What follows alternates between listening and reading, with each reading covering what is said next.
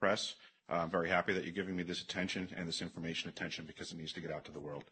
I will start, since we have to be brief. I have already given all pertinent information and supporting documentation to the Senate Intelligence Committee and AARO.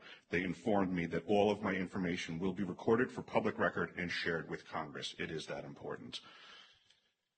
In 2010, I was selected to go down to the South Pole Station in Antarctica for an entire year by Raytheon Polar Services as an employee of a third-party contractor for the National Science Foundation. I function in a dual-role capacity as a tradesman and a firefighter.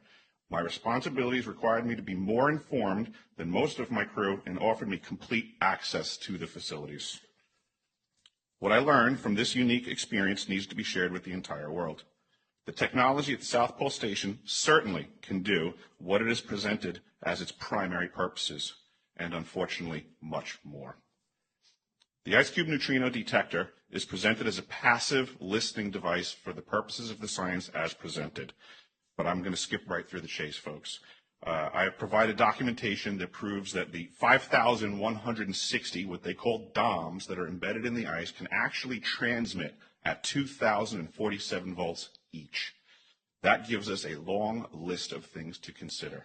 It is effectively a multifaceted directed energy weapons platform that I will list rapidly a few things that it can do. Vehicle detection. We're learning that these off-world craft, on-world craft, ours or other nations, are also emitting neutrinos. So this makes the South Pole Station effectively an air traffic control station for this new level of equipment that nobody's discussing. In addition to the ability to detect neutrinos and the exotic vehicles, I have provided documentation that shows that this is also a system for faster than light communications. In the past, Gary McKinnon has hacked NASA, found the off-world fleet, the list of captains, and it's apparent that if we have faster-than-light vehicles moving throughout the system, we're going to need faster-than-light communications. This is that facility. Unfortunately, I have other bad news.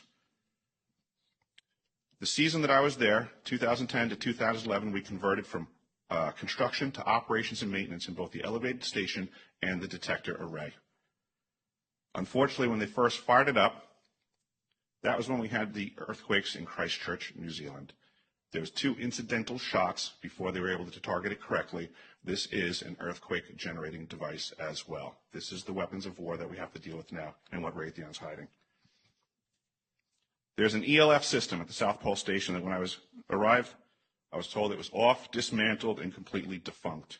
In my work, I will rapidly just tell you, I had to figure out the circuitry for certain other repairs, and I found that this system is, in fact, completely energized, up and running, and being utilized with the other systems for nefarious purposes as well. The Atmospheric Research Observatory is in what we call the clean air sector.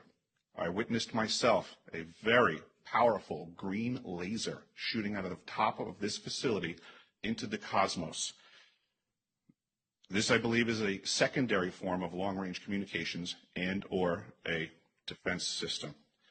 I am not saying that we need to be scared of anything that's out there, but please understand the military-industrial complex is happy to invest all of your money in alleviating their fears. A question of power comes into play for all of these facilities that are present. I assure you, I knew what was going on. I knew the load demands of the facility, and all of these new items exceed the demand for the systems that I was presented. I am doing due diligence and research. I believe there is either a secondary power supply there that is either nuclear, that was there prior to the start of the Antarctic Treaty, which prohibits such things, and or that there is some sort of exotic power supply system there that just is not in the verbiage of the treaty, so it negates the responsibility to the parties involved.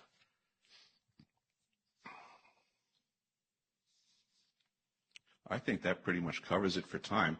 If anybody wants to find out more, I have a website where all this information is at. For brevity, I'll wrap it up, but you can go to deciphering.tv. I've documented all of this stuff, and information is available.